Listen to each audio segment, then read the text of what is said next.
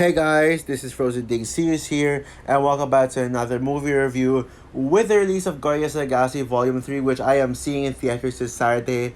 I'm gonna be reviewing the first two Guardians of the Galaxy movies leading up to this one.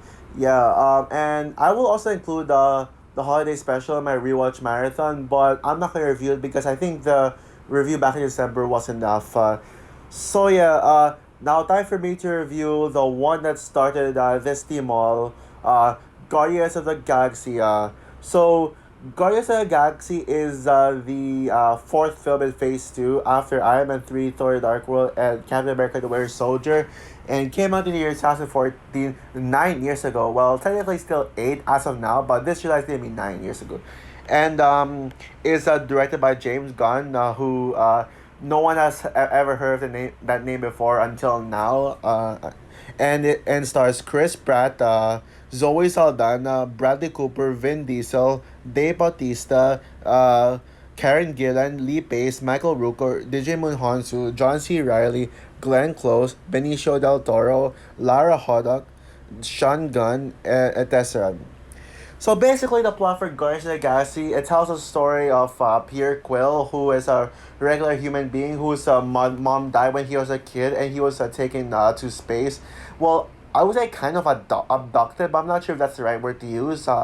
And so basically, Peter Quill was raised by Yondu, and he's raised to become a thief who steals his orb, but then he gets caught, and now he escapes, and he tries to take this orb, but to this guy who warns up Peter Quill about Ronan and Thanos, and so basically Peter Quill encounters Gamora, Groot, and Rocket in one scene where they all like get where they all get arrested and taken to prison, and in prison they meet Drax. The entire team of Guardians of the Galaxy, they're all criminals, and basically they escape jail, and they must team up to work together to stop Ronan. Yeah, basically they start off as enemies, but they must learn how to get along and learn how to work as a team, and be able to defeat Ronan. So I remember, back when this movie was announced, a lot of people were thinking of this as something weird, something like how these group of heroes they were very unfamiliar to fans, so now they're all confused, like, what is this, a tree, a raccoon, like, what is this? And yeah, I mean, it looked a little weird. I will admit, yeah, I was one of those people who was unfamiliar with them, so I wasn't sure if I was excited for that. I really liked the trailers. However, I thought the trailers looked really fun. But I know some people are saying that, oh, this movie, I don't usually like read the people's reactions, unless if the actual movie comes out, and I read the reviews, but like I don't usually like read people's like expectations, saying, so I wouldn't have known that people would say, oh, this movie looks ridiculous, why are they doing this, this sounds like the downfall of the MCU. Yeah, funny enough, yeah, from what they've heard, like, people back then thought that this movie was going to be the downfall of Marvel, but thankfully, yeah, it did not, it was not the downfall of the MCU at all. In fact, this is one of the strongest MCU movies. Like, at the time when it came out, this would have been top five MCU movies. Like, this would have been one of the greatest MCU movies of all time, and it really shocked a lot of people. I knew this movie's gonna be great, but I did not know that this movie was going to be a masterpiece. But yeah, it actually ended up being a masterpiece. And I had an absolute blast watching it in theaters. But the more I rewatch it, the more I just love it even more. And yeah, now I got a chance to rewatch this one on Disney Plus in IMAX edition. Yep, IMAX format, and yeah, I love the IMAX format in this one. But yeah, and Guardians of the Galaxy is one of the highest rated MCU movies. Like it's top 10 MCU according to critics, and even audiences alike. Now the question I gotta ask is, does this movie deserve the praise it gets?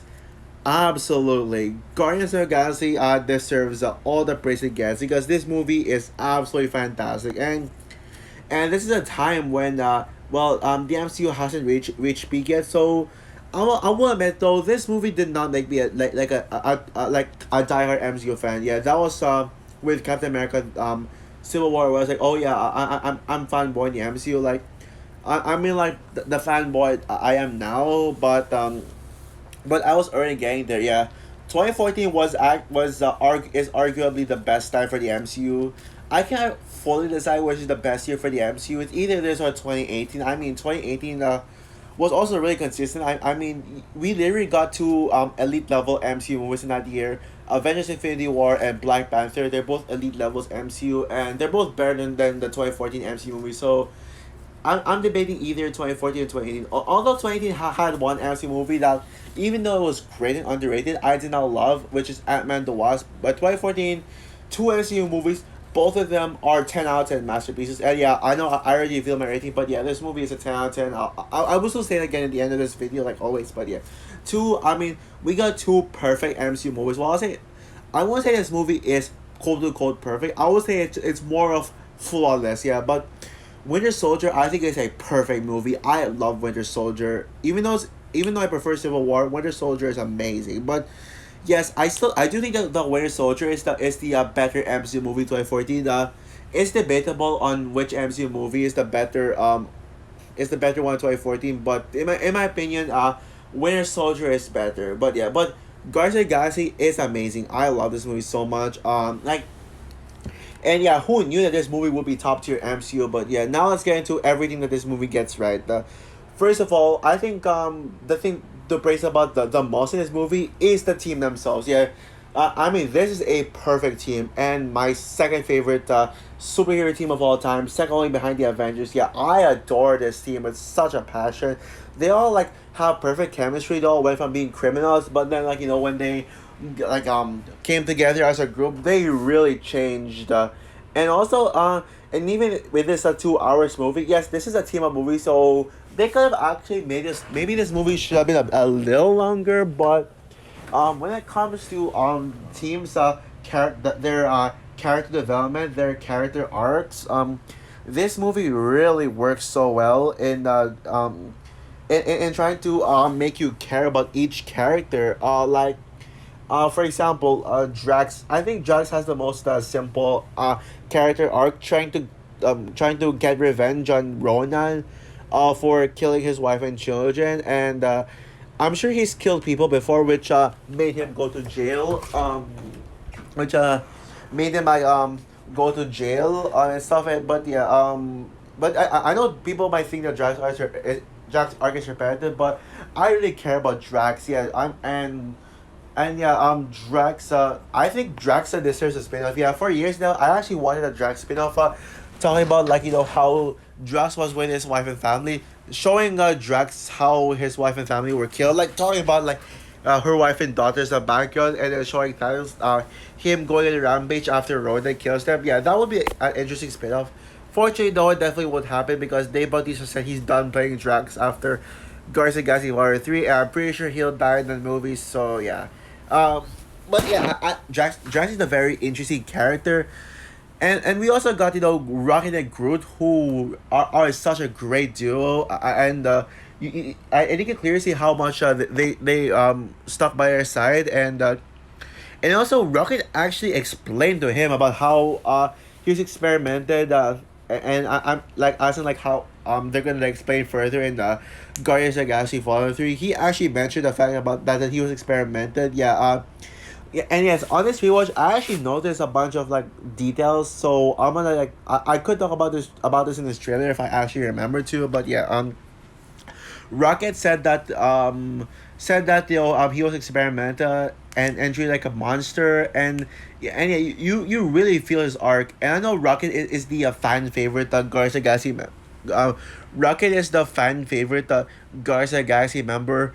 I wouldn't go as far as calling Rocket the best member of the team. But I'm sure he's definitely one of them. And Groot. Yes, I would say that Groot is my favorite. No, Groot is my least favorite Guardians member. I know like he's a fan favorite, but I feel like it's mainly because of that. Of something he does, like in the end of the movie where he sacrificed himself, and says we are Groot, and then and then in volume 2 he had a standout moment of dancing and then like being hilarious. Yeah, baby Groot is cute. Yeah, he's my favorite version of Groot. But yeah, I really love this Groot, and even though like his language is just "I am Groot," I mean, sorry if I'm being a die horse on these guys, but at least I'd rather take Groot saying "I am Groot" than characters just being like the minions like at least Groot speaks real English, even though he's only says three words. I am Groot. And although one thing I do not understand, how do these characters understand what Groot is saying? I mean, I don't even understand what Groot is saying. I mean, they should like turn on subtitles or something. Like he said, I am Groot, I am Groot, but like but like they all like understand him. Rocket maybe understands him for a reason, because they're both like brothers or something. But I want to understand how can they understand the Groot? Like, can someone like explain to me? Like does anyone have an explanation? If you do, let me know down below. But yeah, but now let's talk about the two best characters in the movie, um, Peter Quill and Gamora. Yeah, I love Star Lord so much. Star Lord is such an amazing character. He's such a very down to earth and grounded character. I mean, he's pretty much the one that's normal, and he seems like a nice guy who's just a thief. But then he's the one who, like, forms the Guardians together. He leads them, and like what Jack said, he is a noble man, and yeah, and I'm a huge Chris Pratt fan. I'm a fan of him, but yeah, as much as I love Chris Pratt in his in the Jurassic World trilogy, and I love him in his animated roles like Mario, Emmett, Barley, and Barley. I think Star Lord is without a doubt the best Chris Pratt role ever. No other roles that Chris Pratt has done comes close to Star Lord. I mean, I love yeah, I really love Chris Pratt's performance in Star Lord, and he is Star Lord. I know that he was. I've heard about Chris Pratt's history with trying to get in the MCU. He auditioned for many things. Like he auditioned for one of the sidekicks in Thor. I'm sure you know who I'm talking about. Like with Lasif and all those guys. And he also auditioned for Captain America, but then he coincidentally he got the role of Star Lord as a coincidence. And yeah, Chris Pratt's signature role will always be Star Lord. Chris Pratt is Star Lord. Yeah, and I'm pretty sure he's gonna give the performance of his lifetime in Guardians of the Galaxy Volume 3. I can't wait to see him give the best performance. But my favorite character in this movie is actually Gamora.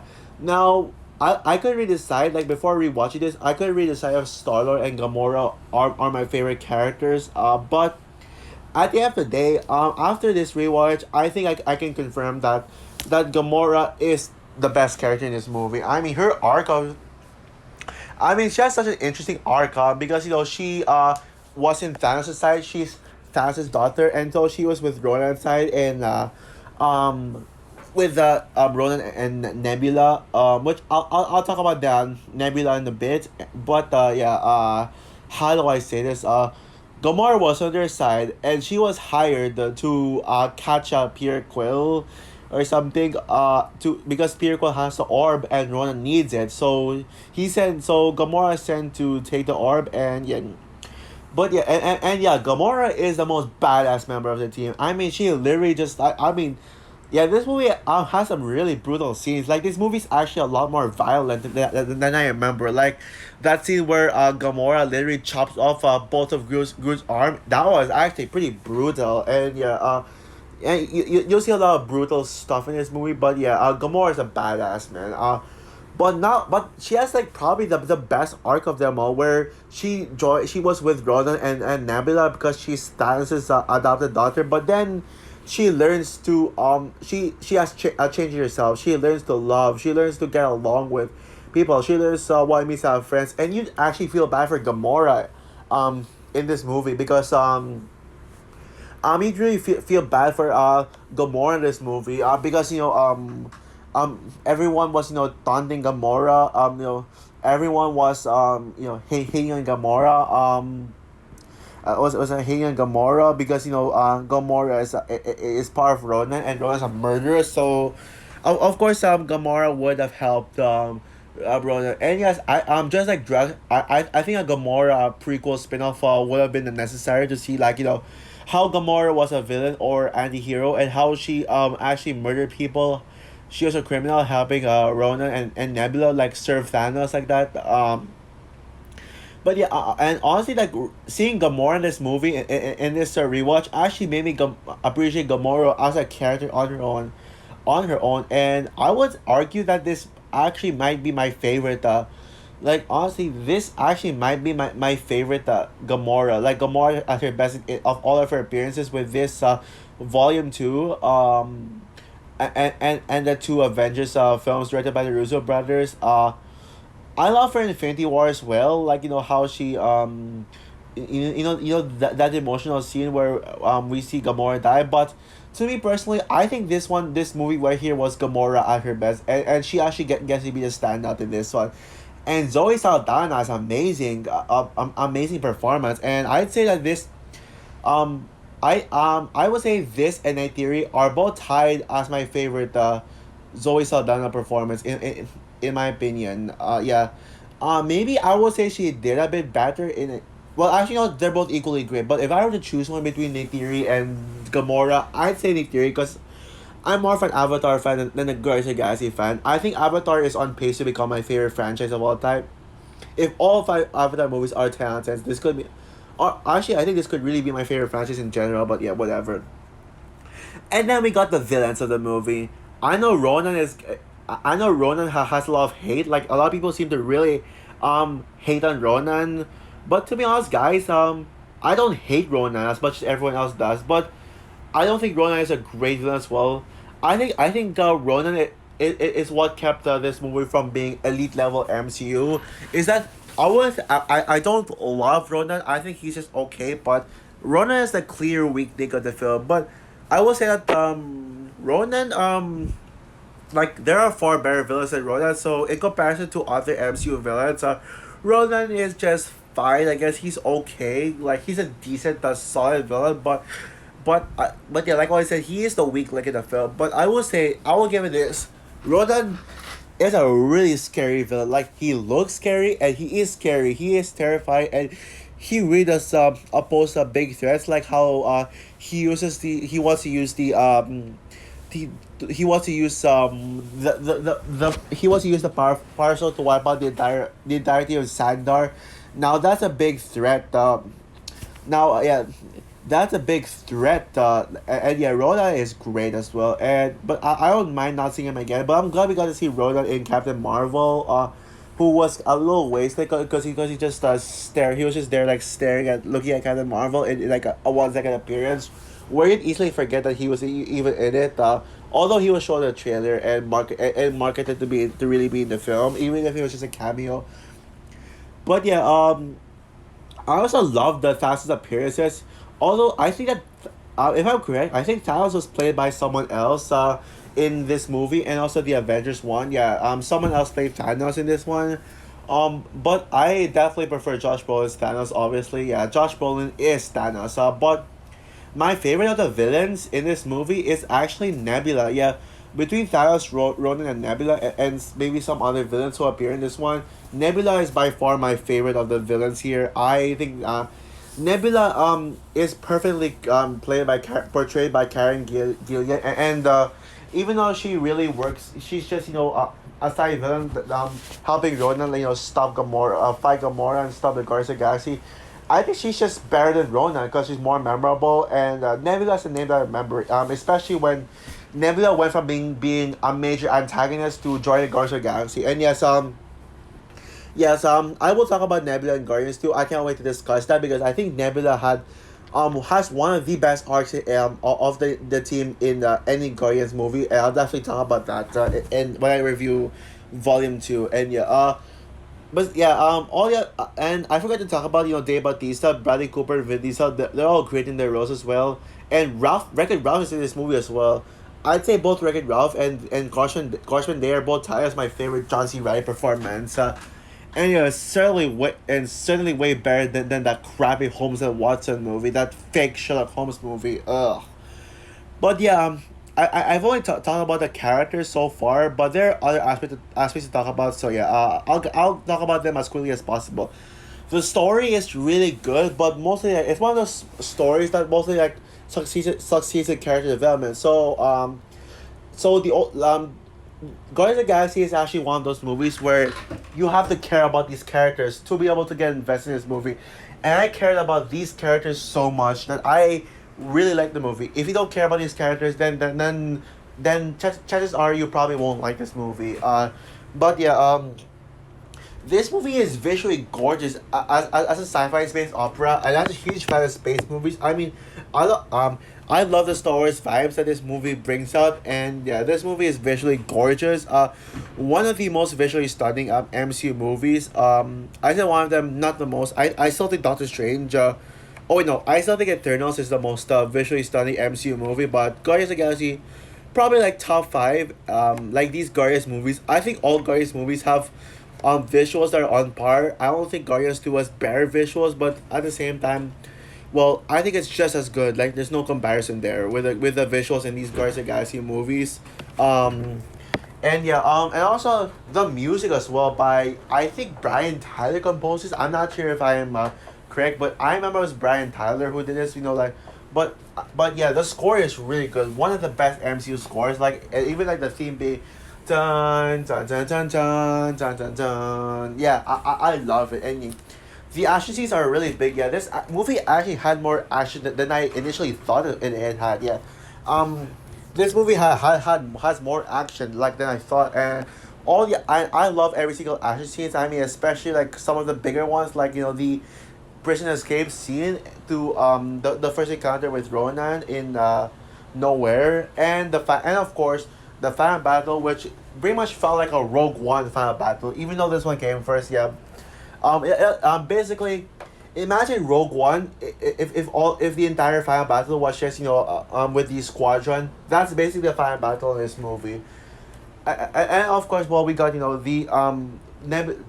fight scene with no wait, and of course we got my favorite scene in the entire film, the scene where Peter Quill grabs the Power Stone, and then and then you really got this the entire team by holding their hands and getting affected by a Power Stone, and not only getting affected by it, but actually using it to defeat Ronan. So yeah, that was a really strong moment there, a really powerful moment. And yes, people, this movie is actually powerful. This movie is actually really powerful. Like from the beginning of Peter Quill's mom's death to Groot's death, like Groot sacrificing himself. This movie has some really emotions, and that's pretty much something that you should expect from Guardians of the Galaxy. It's emotional and it's funny. Yep. This movie is really funny as well, especially with Star-Lord's dancing. Every time he dances, it's really funny. And this movie has some really mature comedy too, I should add. And yeah, these Guardians of the Galaxy movies really consistently balance humor and emotion. And I'm sure Guardians of the Galaxy Volume 3 will succeed in that, but more than that, I should say. And also, last thing I should mention as well, the soundtrack is amazing. I mean, from Cherry Bomb, which by the way, the first time I heard Cherry Bomb, I used to hate that song because I thought it was really cringy. But now I actually got used to Cherry Bomb. I think it's not. I like that song now. And also you got Hold to the Feeling, the iconic song. Ain't No Mountain High Ain't No Mountain in the end. But my favorite song in this movie is actually Come and Get Your Love. Now it is debatable on whether which song is better. Either Hold to the Feeling or Come and Get Your Love. But to me, Come and Get Your Love is the better song. But yeah. So overall, Guardians of the Galaxy is a masterpiece. This movie is the masterpiece that we never expected. This is hands down one of the biggest one of the biggest surprises in the MCU. And yeah, even though Captain America: The Winter Soldier is the better MCU film of 2014 in my opinion, Guardians of the Galaxy is in my top 10 of 2014 of its respective year. I love this movie. I love the team. I love the visuals. I love everything about this movie. Even though Ronan isn't the best villain, and he's the clear weak link. I mean, there's no real flaws for the movie, thankfully. So this movie is flawless. So with that said, I'm gonna give Guardians of the Galaxy 10 out of 10. Yep, love this movie. So also for my review of Guardians of the Galaxy, what is your opinion on this movie? What is your opinion on this movie? Comment down below, like, subscribe, hit the notification bell, and stay tuned for my review of Guardians of the Galaxy Volume 2. Bye guys.